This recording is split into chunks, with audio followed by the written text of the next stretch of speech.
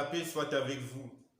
Nous célébrons en ce dimanche le 16e du temps ordinaire, année A. L'évangile du jour est tiré de Matthieu chapitre 13 du verset 24 au verset 30.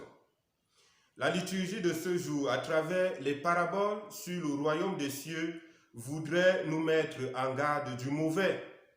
Et nous le voyons clairement à travers la parabole du bon grain et de l'ivraie que Dieu n'est pas l'auteur du mal dans le monde. Jésus explique à ses disciples que c'est l'ennemi qui a sémé l'ivraie pendant que les gens dormaient. Dieu n'est donc pas la source de nos malheurs, ni même de nos souffrances. C'est plutôt le diable qui, par ses artifices, par sa corruption, par sa malice et ses embûches, cherche toujours à faire du mal et à détruire les enfants de Dieu. On peut s'étonner de voir que le Seigneur demande de laisser pousser ensemble le bon grain et l'ivraie. Si le Seigneur laisse faire, ce n'est pas parce qu'il aime le mal. Non, c'est simplement une stratégie pédagogique.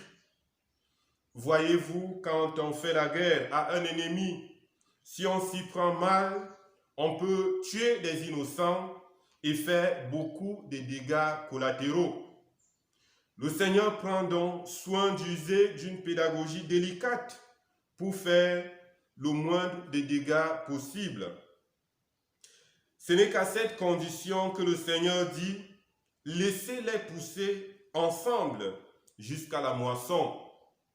Nous sommes donc invités dans un monde hostile et dangereux à garder notre foi. Par ailleurs, le temps que Dieu donne est très significatif pour nous chrétiens. C'est le temps donné pour la conversion.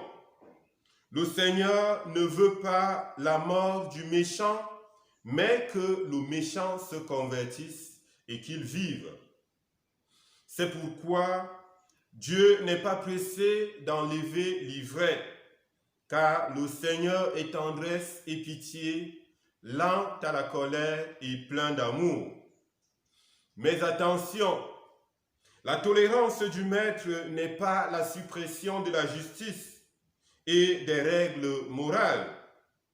Quand le temps viendra, au moment de la moisson, Dieu fera justice et l'ivraie sera séparée du bon grain et jetée au feu. Ainsi, frères bien-aimés, avant que ce temps n'arrive, tenons bon. Prions pour que le Seigneur, par la force de son esprit, nous donne de garder nos lampes allumées. Que cet esprit nous arme de patience et de persévérance dans l'espérance, afin que nous puissions combattre le mal qui est en nous et le mal qui est dans le monde. Loué soit Jésus-Christ à jamais. Cherche la lumière si tu veux que ton cœur